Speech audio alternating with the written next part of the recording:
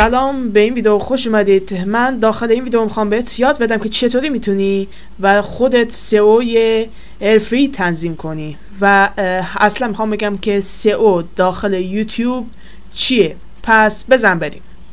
خب اول بگیم که سئو اصلا چیه. شما اگه وارد یوتیوب بشید و یک مسئله رو داخل یوتیوب یا داخل سرچ گوگل شما بنویسید، یه سری نتایجی میاد. مثلا من اینجا می نویسم همچی چیزی و یه سری موضوعات و نتایجی واسه ما میاره که این نتایج بالاترینشون، یعنی این حالا رده اول یا رتبه اول سئو قرار گرفته، رتبه دوم و رتبه سوم و کلا همینه. و سئو اگه به فارسی بخوایم بگیم همون برچسبی یا همون یه قسمتی هست داخل یوتیوب شما ویدیو میذارید نوشته برچسب. حالا من اگه بخوام روی این ویدیوی خودم بهتون نشون بدم، اینجاست برچسب. و اینکه کلا میخوام بهتون بگم که چطوری میتونید حرفه‌ای سئو ببندید واسه خودتون. و اگه بخواید شما اینجا سئو ببندید نیاز دارید که روی کامپیوتر باشید و روی گوشی هم میشه با این افزاری که من الان میگم. و کرومو که نصب اگه کرده باشید، داخل ابزارهای بیشتر برنامه‌های افزودنی یا یه برنامه افزودنی وجود داره که نامش تیوب بادی، که این افزونه رو شما میتونید داخل دیسکریپشن لینکش هست برید داخلش و اونو نصب بکنید. بعد اینکه نصب میکنید شما وارد سایت تیوب بادی میشید و از طریق این سایت روی ساین این حالا میزنید و با اکانت گوگلی که دارید وارد سایت میشید.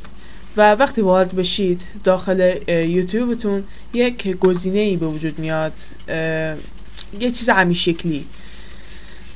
و این ابزار حالا کاربردش چیه؟ شما وقتی ویدیو میذارید، اگه وارد ویدیوتون بشید و بخش برچسب ها یا همون سئو تون اگه رفته باشید، یک همچین چیزی اینجا به وجود میاد که اینجا یه سری مطالب رو بهتون حالا پیشنهاد میده. من مثلا می نویسم یه همچین چیزی و میبینید که 3 تا از برترین های این موضوع که خیلی داخلشون میتونیم رتبه بگیریم و داخل سرچ یوتیوب دیده بشیم شما اینجا میبینید. و حالا یه چیزی که این زیر داره این که برترین موضوعایی که مربوط به ویدیوتون هست، مثلا اینجا ویدیوی من گیمینگه و شما میتونید از این قسمت اونو اضافه بکنید. داخل تک هایی که حالا اضافه کردید یه بخشی داره که این گزینه‌های سبز رنگ، اینجا رتبه شما رو داخل هر کدوم از این سرچ ها و سئو رو نشون میده. مثلا من توی این قسمت بازی دوموس بازی نویس فارسی رتبه اول دارم. شما اگه داخل یوتیوب همچین چیزی رو بنویسید میبینید که ویدیوی من اولین ویدیویی که بالا میاد و سئو های یا نتایج بعدی هم همینطور. مثلا نتایج 1 تا 10 برتری نشونه.